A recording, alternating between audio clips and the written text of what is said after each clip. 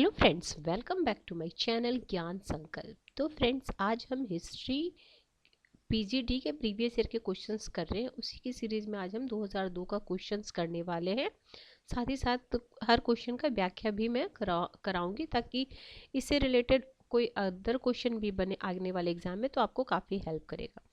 किसी भी स्टेट से हो, अगर सब्जेक्ट आपका हिस्ट्री है, किसी भी स्टेट का पीजीटी टीजीटी दे रहे हो तो उसमें हेल्प करेगा। इसके अलावा भी काफ़ी सारे क्वेश्चंस प्रैक्टिस सेट मैंने डाल रखा है हिस्ट्री और पॉलिटिकल साइंस की, आप वो देख सकते हो, चैनल पे है। चलिए स्टार्ट करते हैं। वीडियो को लाइक कर दीजिएगा और चैनल को अभी तक सब्सक्राइब नहीं किया तो प्लीज़ सब्सक्राइब भी कर लीजिएगा। चलिए, पहला क्वेश्चन है आज के क्लास का। किस एक्ट के द्वारा द्वैत शासन की व्यवस्था की गई थी? ठीक है, द्वैत शासन, तो ये था 1919 के एक्ट के द्वारा द्वैत शासन की व्यवस्था की गई थी। तो भारत में द्वैत शासन व्यवस्था 1919 के भारत सरकार अधिनियम के द्वारा की गई। इसके अंतर्गत प्रांतीय विषयों को आरक्षित एवं हस्तांतरित दो विषयों में विभाजित किया गया था। राजस्व, वित्त, न्याय, पुलिस आदि आरक्षित विषय गवर्नर एवं उसकी कार्यकारिणी के नियंत्रण में रखे गए, जबकि शिक्षा, स्वास्थ्य आदि हस्तांतरित विषयों को भारतीय मंत्रियों के अधीन रखा गया। यह द्वैत शासन प्रणाली 1 अप्रैल 1921 से आरंभ हुई। हो सकता है कई बार द्वैत शासन पूछा गया है, तो अब ये पूछा जा सकता है कि द्वैत शासन किस डेट से स्टार्ट हुआ था, ध्यान रखिएगा। नेक्स्ट क्वेश्चन है, निम्नलिखित में से किसने अंग्रेजों से एशिया छोड़ने को कहा था? तो महात्मा गांधी ने अंग्रेजों को एशिया छोड़ने को कहा था। आगे है, पूना समझौते पर हस्ताक्षर किसने किया था? तो पूना समझौता पर अंबेडकर ने किया था। तो पूना समझौता पर हस्ताक्षर मदन मोहन मालवीय एवं डॉक्टर अंबेडकर द्वारा किया गया था। गांधी जी ने 20 सितंबर 1932 को रैमजे मैकडॉनल्ड की कम्युनल अवार्ड के विरुद्ध आमरण अनशन शुरू किया, किंतु 26 सितंबर 1932 को मदन मोहन मालवीय, डॉक्टर राजेंद्र प्रसाद, पुरुषोत्तम दास तथा सी राजगोपालाचारी के प्रयासों से गांधी जी एवं अंबेडकर के मध्य पूना समझौता हुआ। समझौते के तहत अंबेडकर ने हरिजनों के पृथक प्रतिनिधित्व को वापस ले लिया। ठीक है, आगे है, नेहरू रिपोर्ट किसने तैयार की थी? तो मोतीलाल नेहरू, जो नेहरू जी के पिता थे, जब पंडित जवाहरलाल नेहरू के, उन्होंने किया था। आगे है चलिए इसकी व्याख्या भी कर लेते, क्या था ये नेहरू रिपोर्ट, तो किसके विरुद्ध आया था ये भी जान लीजिए। तो साइमन कमीशन में किसी भारतीय के न होने के कारण कांग्रेस द्वारा साइमन कमीशन का बहिष्कार किया गया। फलस्वरूप तत्काल भारत के सचिव ने भारतीयों को सर्वसम्मत से संविधान का निर्माण करे उसे ब्रिटिश संसद को प्रस्तुत करने की चुनौती दी। इस चुनौती को स्वीकार करते हुए सन 1928 में मोतीलाल नेहरू ने की अध्यक्षता में 7 सदस्यों की कमेटी बनाई गई, जो 28 अगस्त 1928 को मोतीलाल नेहरू द्वारा नेहरू रिपोर्ट की प्रस्तुति की गई थी। आगे है, कांग्रेस ने अपनी कृषि नीति की घोषणा कहाँ की थी? तो फैजपुर में किया था। नेक्स्ट क्वेश्चन पे चलते हैं, क्वेश्चन नंबर 6। तो फैजपुर कहाँ पे है ये जान ली। बंगाल में 1937 में आयोजित भारतीय राष्ट्रीय कांग्रेस के अधिवेशन में कांग्रेस द्वारा 13 सूत्रीय अस्थायी कृषि नीति की घोषणा की गई। यह पहला अवसर था जब कांग्रेस का अधिवेशन गांव में हुआ। फैजपुर ने इस अधिवेशन की अध्यक्षता जवाहरलाल नेहरू ने की थी। ठीक है, आगे, भारत छोड़ो प्रस्ताव कहाँ पास हुआ था? तो मुंबई में पास हुआ था भारत छोड़ो प्रस्ताव। तो 14 जुलाई 1942 में वर्धा में आयोजित कांग्रेस कार्य समिति की बैठक में भारत छोड़ो आंदोलन पर एक प्रस्ताव पारित किया गया, जो 8 अगस्त 1942 को मुंबई के ऐतिहासिक ग्वालियर टैंक में कांग्रेस के वार्षिक अधिवेशन में भारत छोड़ो प्रस्ताव पास कर दिया गया। गांधी जी ने प्रस्ताव पास होने के बाद करो या मरो का, अब ये भी करो या मरो का नारा गांधी जी ने कब लगाया था? तो उसी समय जवाहरलाल नेहरू ने भारत छोड़ो का प्रस्ताव पेश किया था। अगला question, question number 7, CR formula Rajagopalachari योजना का विरोध किसने किया था? तो मोहम्मद अली जिन्ना ने किया था। तो चक्रवर्ती राजगोपालाचारी ने भारत छोड़ो आंदोलन के एक के पूर्व एक फॉर्मूला निकाला था जिसमें उन क्षेत्रों के लिए आत्मनिर्णय के अधिकार के आधार पर समझौता सुझाया गया था जो मुस्लिम बाहुल्य वाले क्षेत्र थे। इसे CR फॉर्मूला या राजाजी फॉर्मूला कहा जाता है। इस फॉर्मूला पर गांधी जी एवं मोहम्मद अली जिन्ना के मध्य वार्तालाप एवं पत्र व्यवहार हुआ, किंतु जिन्ना ने इसका विरोध किया और यह असफल रहा। आगे सुभाष चंद्र बोस ने आजाद हिंद फौज की कमान कब संभाली थी? तो 1943 में संभाली थी। तो सुभाष चंद्र बोस रास बिहारी बोस के आमंत्रण पर 2 जुलाई 1943 को सिंगापुर पहुंचे थे। उन्हें भारतीय स्वतंत्रता लीग की अध्यक्षता सौंपी गई। 21 अक्टूबर 1943 को सुभाष चंद्र बोस द्वारा आजाद हिंद फौज की कमान संभाली गई। डेट के साथ याद रखें क्योंकि काफ़ी सारे फैक्चुअल क्वेश्चंस आजकल के एग्जामों में पूछा जाता है, तो 21 अक्टूबर याद रखिएगा।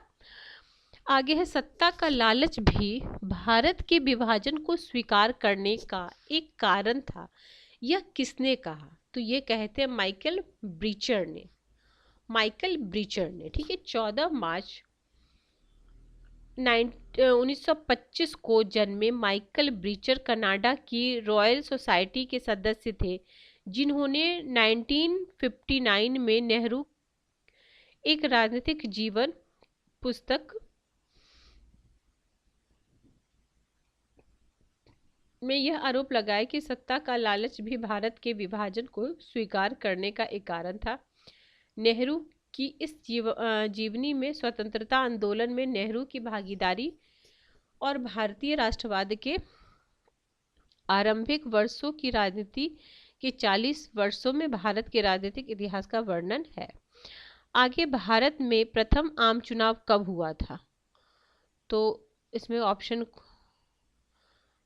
देखिए, भारत का संविधान 26 जनवरी 1950 को लागू हुआ था। इसी के साथ लोकतांत्रिक प्रक्रिया की शुरुआत हुई। भारत में प्रथम आम चुनाव 51 में हुआ था। प्रथम आम चुनाव की प्रक्रिया 25 अक्टूबर 1951 से लेकर 21 फरवरी 1952 तक चला था। तो ठीक है, तो यानी दोनों हो जाएगा, सही यही वाला आंसर होना चाहिए। कब हुआ था, मतलब प्रारंभ हुआ था 51 में ही। आगे, 19वीं सदी के भारतीय पुनर्जागरण में किसका अधिक योगदान है? तो पश्चिमी शिक्षा का, बिल्कुल। आगे, भारत के किस वर्ग ने पश्चिमी संस्कृति को आरंभ में अपनाया था? द्वितीय शिक्षित और हिंदू मध्यम वर्ग ने। शिक्षित हिंदू मध्यम वर्ग। राजा राम मोहन रॉय ने एक साप्ताहिक पत्रिका का प्रकाशन किया था, वो क्या था? संवाद कौमुदी। आगे है, 1940 में कूका आंदोलन प्रारंभ किया गया था। तो भगवत जवाहरमल के द्वारा कूका आंदोलन शुरू किया गया था। तो कूका आंदोलन की शुरुआत 1940 में भागवत जवाहरमल द्वारा किया गया।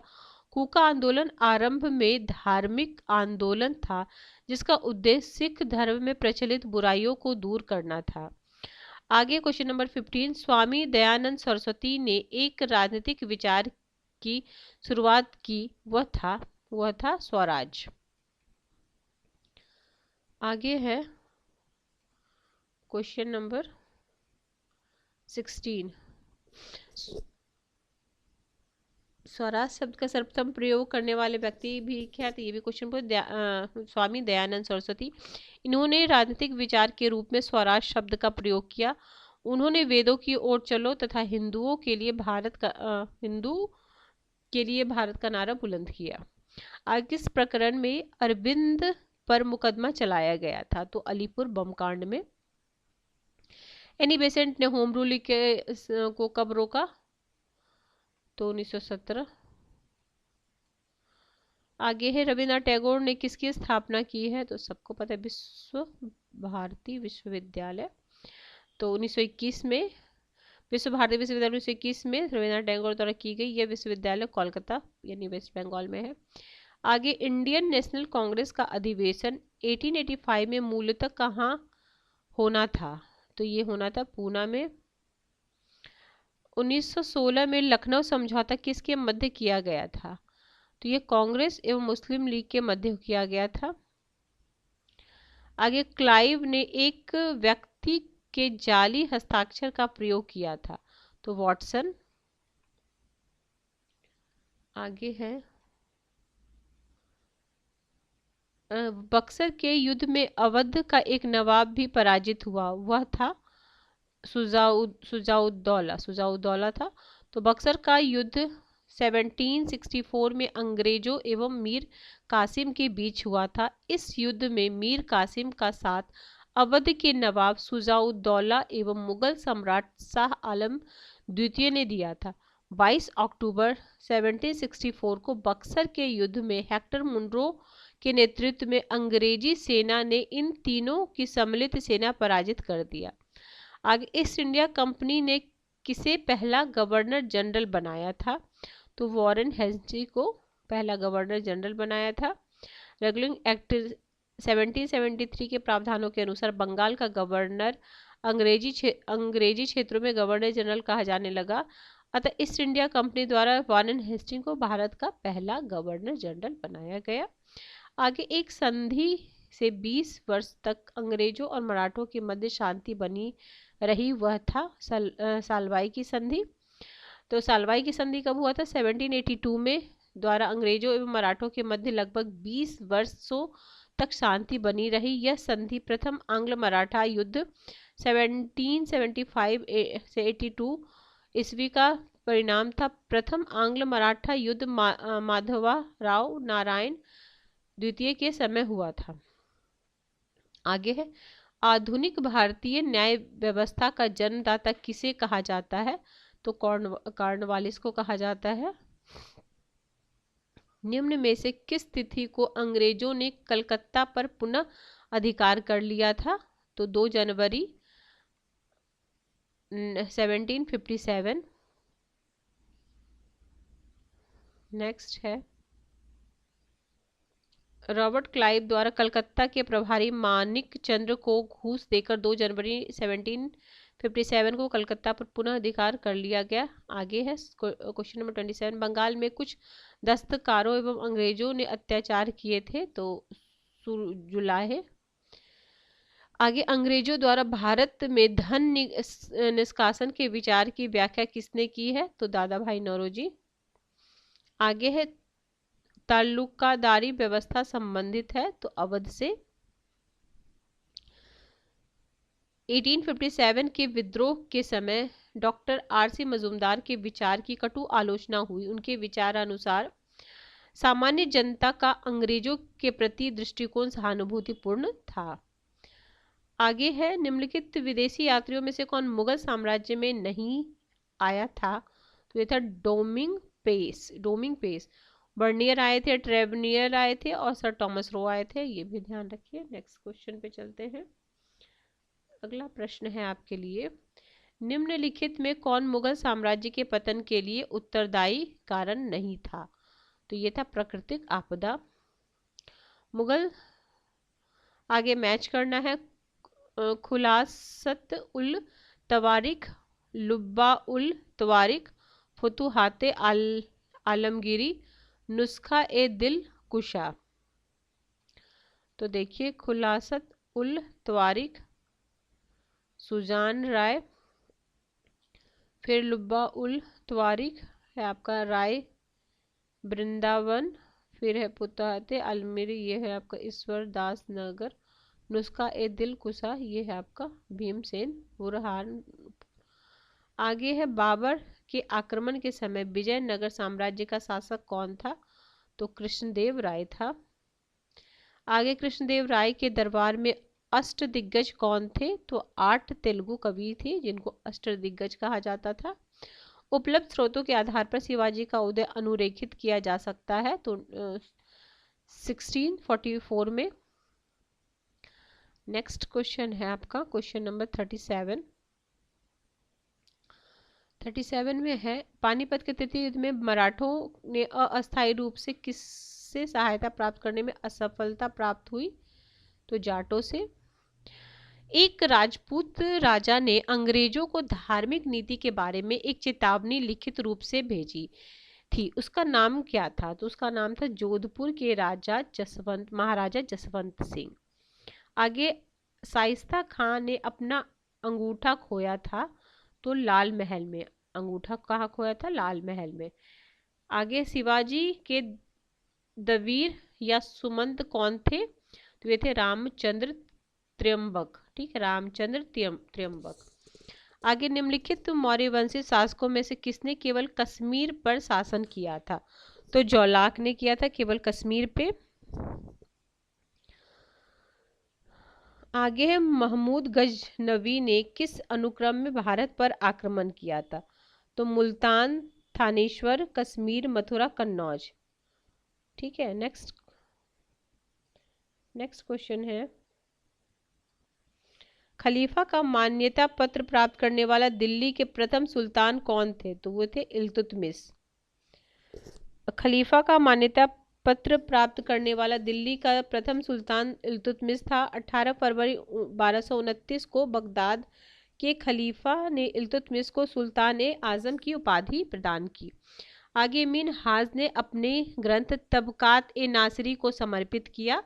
तो नसरुद्दीन मोहम्मद को। ठीक है, अलाउद्दीन खिलजी का दक्षिण भारत पर पहली बार कब आक्रमण हुआ था? तो 1296। आगे तुगलकनामा का रचयिता कौन था? तो अमीर खुसरो। आगे महमूद ए इलाही उपाधि तो निजामुद्दीन औलिया की है। आगे पदशाह की उपाधि धारण करने वाला प्रथम मुगल शासक कौन थे? तो बाबर थे पदशाह। आगे है निम्नलिखित इतिहासकारों में कौन अकबर का समकालीन नहीं थे? ठीक है, अकबर के समकालीन तो ये थे आपके लाहौरी नहीं थे। आगे है निम्नलिखित में कौन मनसबदार की हैसियत का नहीं था? तो ये करोड़ी। बाकी जात, सवार और मसूरत थोड़ा सा पढ़ लेते। जात, सवार, मसूरत शब्दावली मनसबदारी व्यवस्था से संबंधित है, जबकि गुजरात विजय के बाद अकबर ने भू राजस्व व्यवस्था को बेहतर संचालन हेतु 1573 में बंगाल, बिहार और गुजरात को छोड़कर समस्त उत्तर भारत में करोरी नामक अधिकारियों की नियुक्ति की थी। इसकी संख्या 182 थी। आगे निम्नलिखित में कौन पशुपत संप्रदाय का संस्थापक था?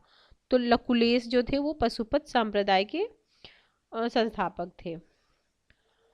पशुपत संप्रदाय का संस्थापक लकुलेश है। इन्हें शिव के 18 अवतारों में से एक अवतार माना जाता है। इस संप्रदाय के अनुयायी को पंचार्थी कहा जाता है। तो पूछ सकता है पंचार्थी किस संप्रदाय के लोगों को कहा जाता है? तो पशुपत संप्रदाय के लोगों को कहा जाता है पंचार्थी। लिंगायत संप्रदाय लोकप्रिय है। दक्षिण भारत में लिंगायत जो है वो प्रचलित है। आगे निम्नलिखित में कौन ग्रंथ मौर्य इतिहास पर प्रकाश नहीं डालते? यानी 3 इसमें से डालते, एक नहीं डालते। देवी चंद्रगुप्तम ये नहीं डालते, बाकी कौटिल्य का सबको पता है, मुद्रा राक्षस भी, मेगास्थनीज का इंडिका भी। और ये क्या है? विशाख दत्त द्वारा कृत मुद्रा राक्षस, कौटिल्य द्वारा लिखित अर्थशास्त्र, मेगास्थनीज द्वारा लिखित इंडिका में मौर्य इतिहास की महत्वपूर्ण जानकारी प्राप्त होती है। और विशाख दत्त कृत देवी चंद्रगुप्तम में गुप्त शासक चंद्रगुप्त सेकंड और ध्रुव देवी के विवाह की जानकारी प्राप्त होती। किसमें? देवी चंद्रगुप्तम में। आगे है चंद्रगुप्त मौर्य की श्रद्धा थी, किसमें थी? तो जैन धर्म था, जैन धर्म। आगे है निम्नलिखित में से किस शासक के काल में तृतीय बौद्ध संगति का आयोजन किया गया था? तो तृतीय में अशोक के काल में किया गया था। ठीक है फ्रेंड्स, आज हम 50 क्वेश्चन करते हैं। रेस्ट जो भी क्वेश्चन बचेगा वो हम आपको नेक्स्ट क्लास में करा देंगे। ठीक है, चलिए मिलते हैं हम नेक्स्ट वीडियो में। किसी वजह से चैनल हेल्प कर रहा है प्रिपरेशन में तो ज़रूर चैनल को सब्सक्राइब कर लीजिए और अपने फ्रेंड्स फैमिली में इसको शेयर भी कीजिए, ये इम्पॉर्टेंट है। ये क्या है? साथ में 26 अध्यक्षों का उल्लेख है, कुछ इस प्रकार है। ठीक है, चलिए मिलते हैं।